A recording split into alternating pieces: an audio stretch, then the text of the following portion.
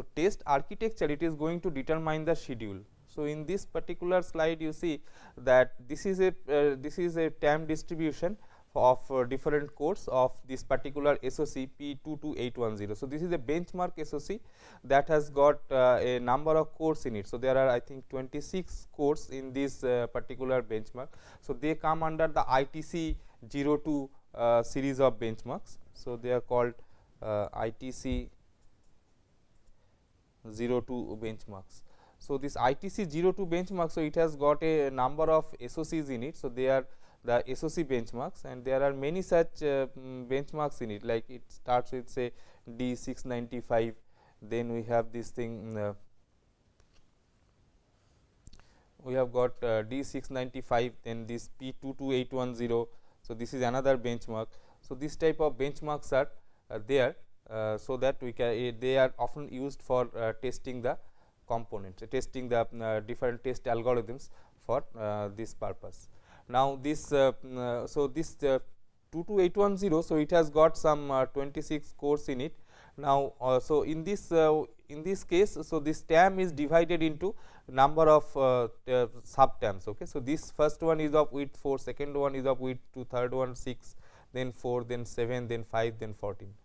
So, then the individual cores are put onto the TAM like this. So, the on first TAM we have got only core 2, second TAM we have got core 8 and core 7, third TAM we have got core 1, fourth TAM there 25, 4, 19, 17, 20, 12, etc. Now, if you see the corresponding schedule, so core 2 is such that it requires a huge test time. So, it requires this much test time. Okay. So, this similarly this in the second TAM, so this 8 and 7, so this 7 is tested first. So, it takes this much time and then 8 is tested. So, it is not mandatory that if the cores are placed earlier on the TAM, so it will be tested first. It is not that, it may be due to some precedence constraint or may be due to some other this the scheduling algorithm, the order in which it picks up the core. So, that may determine the schedule. So, that here in this case what has happened is that this TAM the schedule has taken up core 7 first, this algorithm. So, it has been scheduled first. So, this part is so this core 7 is tested here, then core 8 is tested here, and now then this core 6 is put onto this TAM, but you see that okay, this is taking this much of time.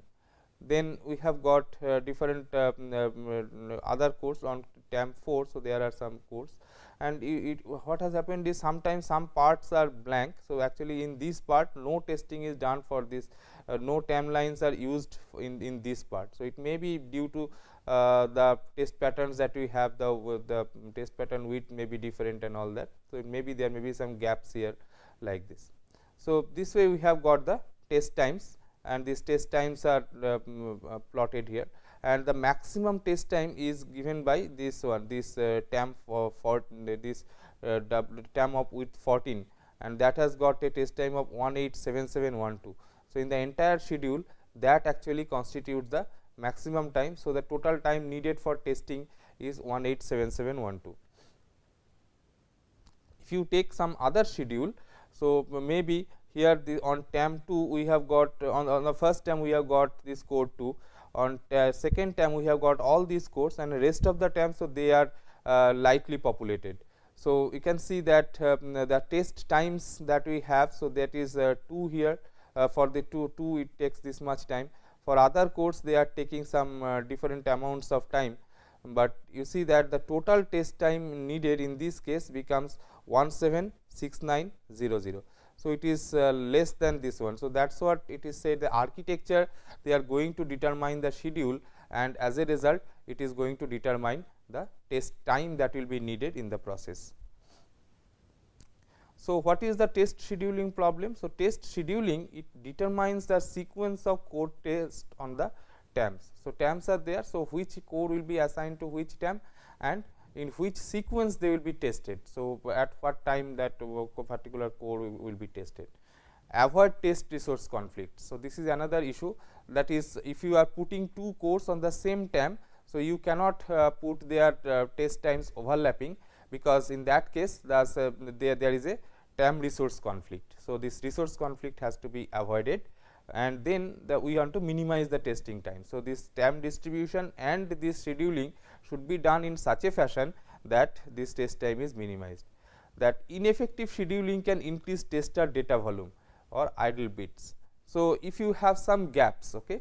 So, in this case you see that in the total time, so we have got so this is suppose the one schedule generated is like this, that initially core 1 and core 2 they are being tested in parallel, then after some time core 1 finishes, but this available time width is not sufficient for testing any of the remaining cores, core 4 and core 5, either of them. So, it is not possible to test them.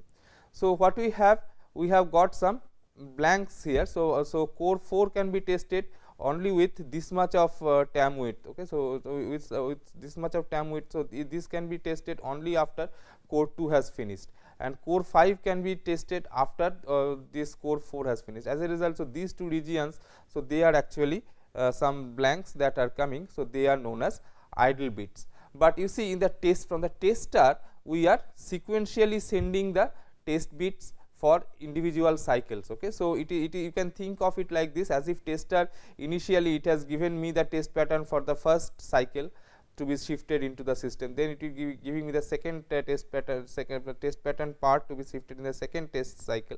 So, that way it was progressing fine. So, here also I cannot ignore this time, because I am going to send some valid data for core 2 in this time, and some valid data for core 4 at this time, and some valid data for core 5 at this time. But the so these bits from the tester it will be transmitted, but will not be used for testing. So, in the tester memory, so these bits will occupy some space that cannot be avoided. Okay. So, this actually gives rise to idle bits, and as we already know that this AT cost is determined partially by the memory requirement that it has. So, this memory requirement will make this idle bits to be very costly. Okay. So, this idle bit storage that will become costly. So, any schedule that we make, so another idea behind generating this schedule is that it should be compact. There should not be such many such idle portions or blank portions in my schedule. So, one technique for reducing these gaps in the schedule is by means of another scheduling policy, where this this each core is assumed to be represented by a set of rectangles. So, it says that we have seen previously that if a core is in that wrapper design phase. So, if a core is tested by say this WPI equal to say 5, then it is WPI equal to 5, then it is going to say take some amount of test time. So, let the corresponding test time be T1, and if WPI equal to 10, it is going to take some other test time T2. So, that way it can be represented by a rectangle. Okay. So, it can be represented by a rectangle like this. On the one side we represent the number of WPI lines that we have kept. So, this side is say 5, and this side is say T1 equal to say 100, this side is say 100. So, if I give it time, if I give it a tam of width 5, so it gives me a rectangle whose length is 100 and width is 5. So, this is as if on the tester on the schedule. So, so on the schedule it is going to occupy some part of the schedule, and that part of the schedule will be filled up by means of this rectangle. So, if you can think of this whole thing as if there is a bin where this bin height is fixed. So, this total bin height is given by W. So, that is fixed, and in that bin we are trying to put the rectangle. So, if I put this rectangle at this point, so this is the situation. So, this is 100 and this side is 5. So, this side is 100, this side is 5. Now, at no point of time I can put rectangle, so that so I cannot put a rectangle like this. I cannot put a rectangle like this because it exceeds the width W, but this side there is no restriction. So, this side if I proceed further, then what will so if there is only this core in the system, then this is my test time. Now, if I put another core which is going like this, another rectangle like this, rectangle of another core like this, then I have got the test time extended to this much, but that is also a valid schedule, but may not be a good one, but that is also a valid schedule. So, what is required is that for every core we have got a set of test rectangles. So, these are the different cases, like we have got one rectangle, its width represents Wj, that is the number of timelines that are allocated to it in the wrapper design, and this TIWj is the corresponding test time. So, from the wrapper design we will know what is the corresponding test time. So, this will be the TIWj. Similarly, in another case, maybe this is the Wj value, and accordingly we have got this as the TIWj. Third case, so this is the Wj value and this is the TIWj value. So, testing time TIWj for core I and time width Wj, so that is taken. So, that represents the rectangle Rij. So, in general I can say that any core can be represented by a set of rectangles capital Ri. So, for the testing purpose I can represent any core by a set of rectangles, and if we take all these sets, then we get the collection capital R of these sets. Now, the situation becomes like this. This capital R is a set of this R1, R2, suppose I have got say 100 cores. So, R1, R2 up to R100. Now, this each of these Ri's, so they are basically again a set. So, it is again represented by say rectangle 1 1, rectangle 1 2. So, suppose it has got 10 rectangles in it. Then the second core, it has got say 5 rectangles in it, R21, R22, R25. So, like that. So, 100th rectangle 100th core, it has got rectangles R101, R102, like this. Now, in the test scheduling process, what I have to do is I have to select one rectangle, exactly one rectangle from each of these subsets. Like from this one, maybe I pick up this one, from this one I pick up say this one, and from this one I pick up say this one. Now, these 3 rectangles are to be, have been picked. Now, they are to be put into this structure such that the total test time is minimum. Fine.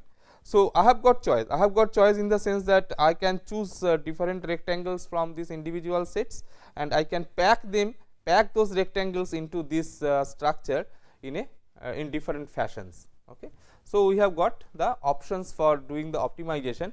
So, we can first we generate this collection of rectangles R for the SOC, and the next part will be to do selection of rectangles and placing them. So, this is the collection. So, this is the set of cores for the set of rectangles, the first core, these are the second core, third core, fourth core. So, it is not mandatory that all of them will have equal number of rectangles, it can be different numbers as well. So, this gives rise to a version of the problem which is known as rectangle packing problem. So, this schedule problem is now translated into something called a rectangle packing problem. So, in a rectangle packing problem, it is like this. The general statement of the problem is like this, that you are given a set of rectangles, and those rectangles are to be you have to put the maximum number of rectangles into a given bin. So, bin has got a fixed width and the height is infinite, or if you want to pack all of them, then you have to pack them in such a fashion that the height is minimized. So, here also I have got a similar version of the problem, but the problem is slightly more complicated because now I have got choice. So, in the original bin packing problem, so I don't need to consider any choice of rectangles. So, all those rectangles are to be packed. Okay, but here I have a choice. From each set I can choose a single rectangle to be packed. So, that gives rise to this rectangle packing problem. So, given collection R of rectangle sets for the SOC cores, select one rectangle Rij for each core I and pack the selected rectangles in a bin of fixed height such that bin width is minimized. So, this height is fixed, which is given by the tam width, and then the width has to be, the bin width has to be minimized, which is basically the maximum test time for any core.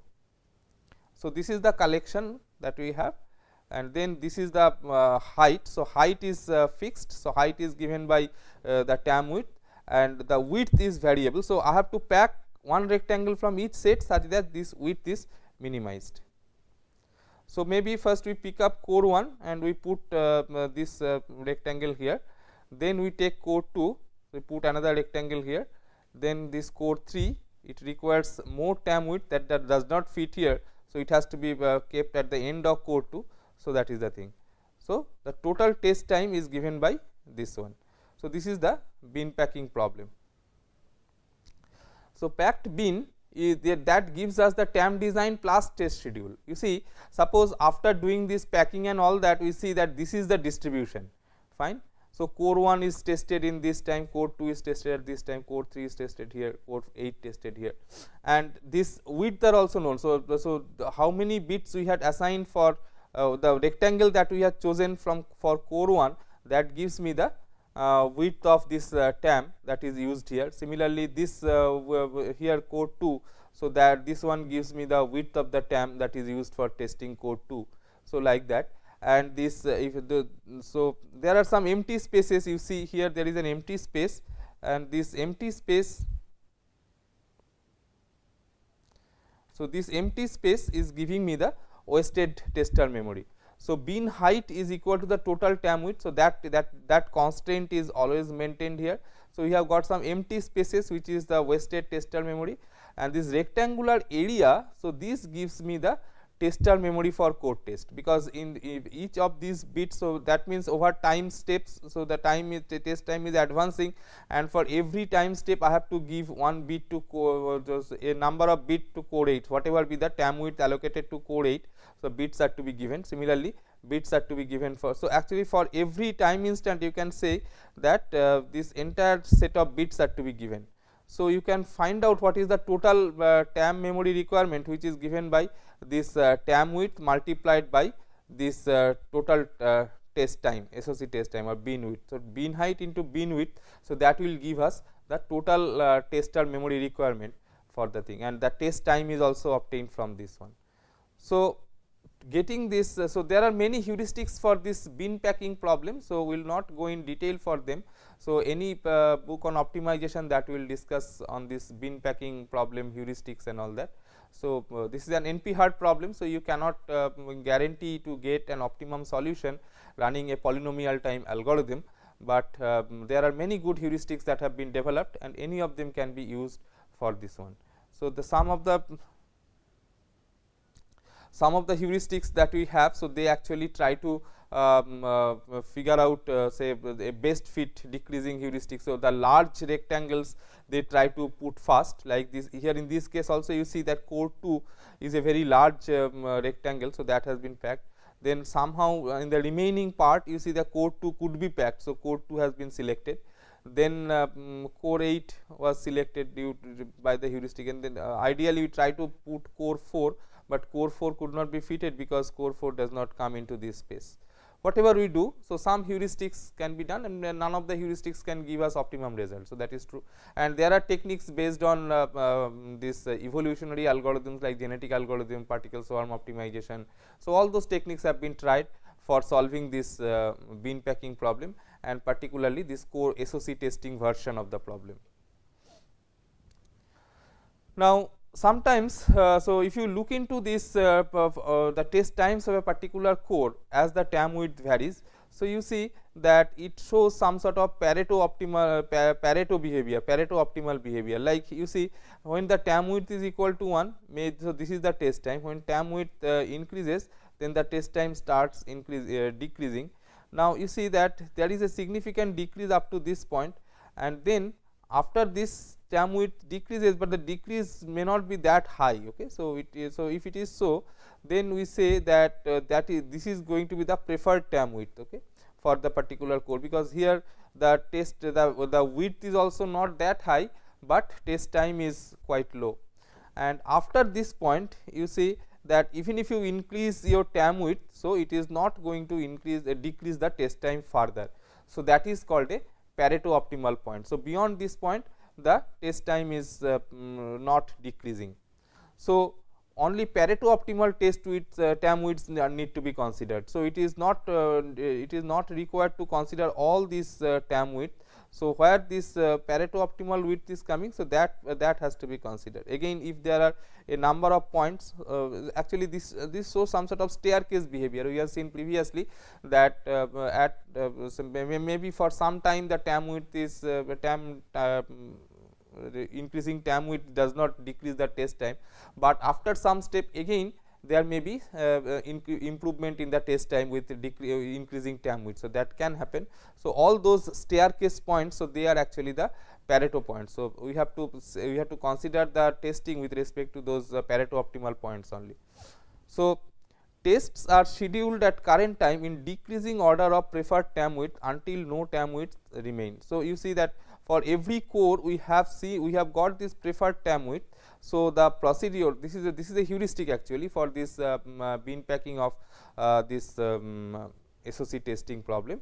So, here what is done at current time, we try to see what are the preferred tam width, and then we try to allocate the core with that preferred tam width till no tam width remains is available.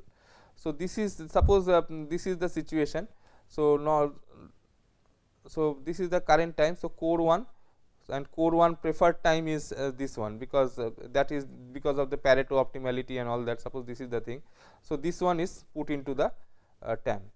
Now, core 2's preferred rectangle is this one. So, it is put here. Now, comes core 3's, and core 3's preferred time is this one. Preferred rectangle is the Pareto optimal point is this one, but it cannot be put here. So, I have to go to the next time. So, core 3, so this is the other rectangle. So, we see that this fits. Okay. So, if we decrease that tam width, so from here it has been decreased. So, when you decrease it, it fits into the thing. So, it is put here. Now, sometimes we need to increase the current tam width. So, modify current rectangle, that will benefit the most from an increase in the tam width. So, this example let us see. So, core 1 is put here, core 1 preferred, core 4 preferred put here. Now, we see that this is the current test time. Okay, this is the current test time. Now, there I can put this core 2 preferred, that rectangle. So, this much of tam is now available. Now, if we can, there I can put this core 3 preferred rectangle if necessary, but you see here this was the thing, but here the remaining tam width is not sufficient for putting any new core. So, we try to utilize this much of tam using some other tam of core 3. Okay, so, you see that here we change it so that it uses more amount of tam line, more number of tam lines, but the width is but the test time is reduced. So, this is basically deviating from that preferred one. So, preferred one was requiring was given less tam width. Now, this one is given higher tam width, but essentially the test time improves. So, if idle time is inevitable, like at this point of time it may so happen that idle time is inevitable, then we advance current time and repeat the procedure from the start. So, then the current time will be advanced. So, it is here. Now, you see that this cannot be modified further. So, it advances to the next point, and from that point onwards again the scheduling will start. Now, in this situation, so this is the basic rectangle packing procedure. If you look into one thing, that here you see that tam width is not partitioned properly. So, you see that a typical example of this one, say this one. So, here you see that there is no partitioning, no, I cannot partition tam into different partitions. So, this is basically the tam width is going to be redistributed as we go to different cores. So, there is no partitioning of the tam. Okay. So, partitioning based solutions are not suitable for this bin packing approach. So, there we have to use the previous version, that PW, PAW, PN, PAW, like that. Now, after this we will look into this the modern modifications in the ATE.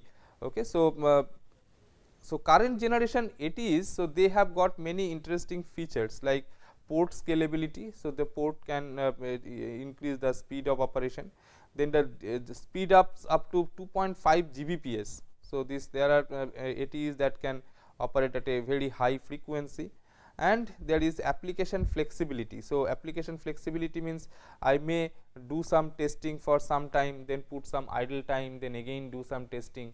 So, like that there are application flexibility. So, every port of a tester, it may consist of multiple channels, and each of those channels can be configured at a particular data rate. So, the same ATE, it can send data at two different rates. So, if we can send data to a core at a high data rate and the core supports high frequency testing, then we can transfer more amount of data to that core, but whereas for a slow core we cannot transfer all those test data to that core, because that core will not be able to utilize those test data. So, then we have to send put them on the slower lines. Okay. So, that way we can think about different modifications to the basic test scheduling that we have done using bin packing or using partitioning, so that it can take help of this this tester features. Okay. So, the first one in that category is known as virtual TAM. So, virtual test access mechanism. So, as the name virtual means that okay, actually the TAM lines are not more, but it gives an illusion that the TAM lines have been increased. Okay. So, this so embedded core test frequency is limited by scan frequency. So, this is known because this core scan free. So, I cannot test at a core at a frequency higher than the scan frequency suggested by the core vendor. So, you cannot go beyond that, and the scan frequencies are kept low, so that this power budget is met and the clock skew is avoided. Okay. So, this core is going to be tested at a lower frequency, because that is guided by the designer specified scan frequency, and scan testing is normally done at a lower frequency, because the scan will create large number of ripples in the chain. So, if we do testing at a lower, we can do testing at a lower frequency, then this corresponding power consumption will be less. But this embedded the ATE may operate at a higher frequency. So, we can use this virtual TAM to allow use of high frequency ATE pins. So, okay. So, we will see how can we match fast ATE data rates to slow scan frequency. So, ATE is transferring data at a very high rate, but the core is doing the testing at a lower frequency. So, in that type of situation, how we can improve the test time. So, that is actually this virtual TAM philosophy.